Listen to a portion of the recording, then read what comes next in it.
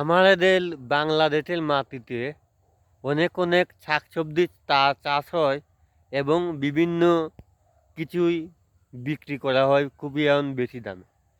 আমি মনে করলেন আসলাম একটা গ্রামে, গ্রামের ভিতরে শুধু শাকসবজির আবাদ করা হয়।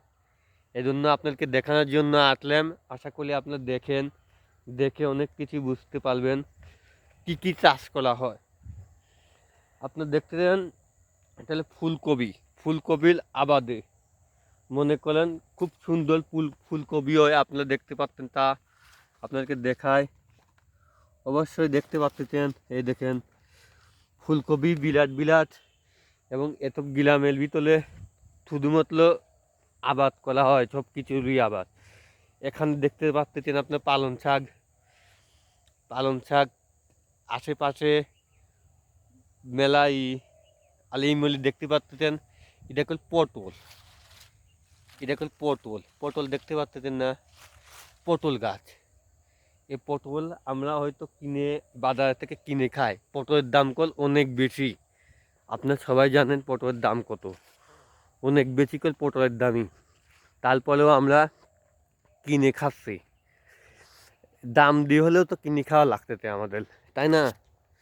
এখন দর্শককে একটা কথাই বলবো, সব কিছুর দাম দিন, আগের মতন হয়। সবাই যদি, দর্শকরা যদি সবাই যদি দামটা কমান, তাহলে করলে অবশ্যই পারবেন। আমরা দেখুন, আমলে কিনতেন, বিএনপি আনলাম, তখন হয়তো আমরা আন্দোলন করলেই আনলাম। ওই রকমভাবেই বাদালের লিগে না আন্দোলন আন্দোলন করা লাগবে, তারপরে মত কিছু দাম কমবে। এটা কি গাছ কোন তো? সিম গাছ। সিম গাছের আবাদ করাও এবার অনেক কিছু আছে। আমি বেশি কিছু আপনাদেরকে দেখাতে চাই না, হয়তো এই দিন আলু লাগাই হতে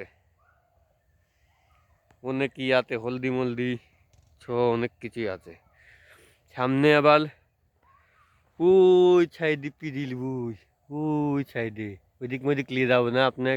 এই দেশে আমি মনে করি আপনাকে দেখার লাগি না আনতে, খুব একটা চিনি না, এই জন্যে আপনাদেরকে আনলাম।